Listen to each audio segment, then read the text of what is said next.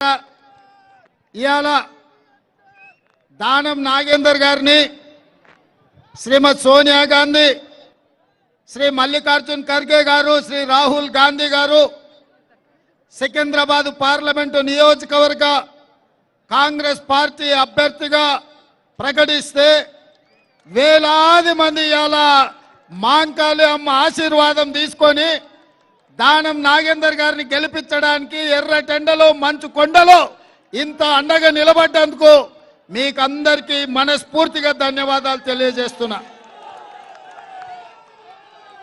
दानम भाई मान लिए क्योंकि मैं इतना नहीं सोचा था, इस जलसा इतना तरक्की से होता बोल के मैं नहीं सोचा था। मैं मान लिए दानम नागेंद्र को।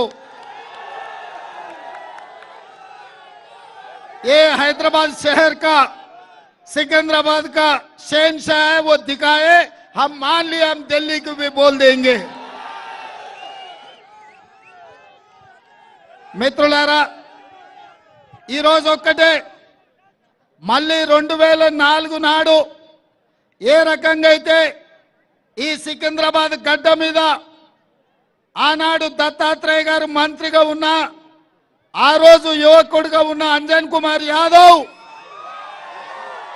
దత్తాత్రేయ గారిని ఓడించి ఈ సికింద్రాబాద్ గడ్డ మీద 3 రంగుల జెండాను ఎగరేసి ఢిల్లీలో కేంద్ర ప్రభుత్వాన్ని సోనియమ్మ నాయకత్వంలో తీసుకొచ్చాడు।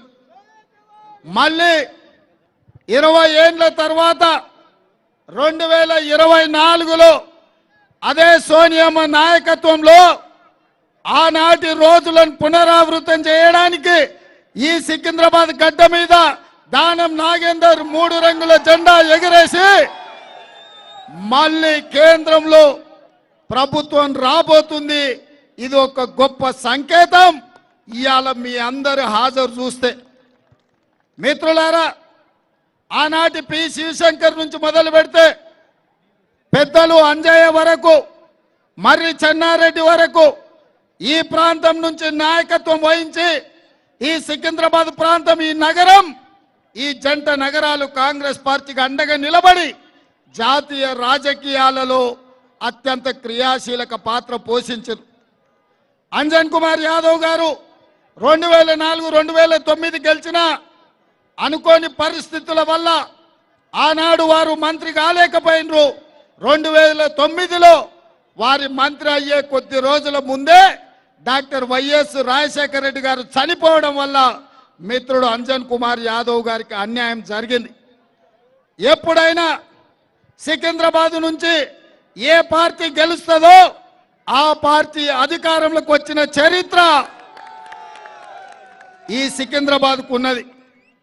అందుకే ఆ నమ్మకంతో, ఆ విశ్వాసంతో, మాంకాళమ్మ ఆశీర్వాదంతో ఖచ్చితంగా సికింద్రాబాద్లో కాంగ్రెస్ పార్టీ గెలవబోతుంది, కేంద్రంలో మన ప్రభుత్వం రాబోతుంది। దానం నాగేందర్ కేంద్ర ప్రభుత్వంలో అత్యంత కీలకమైన భూమిక పోషించబోతున్నాడు।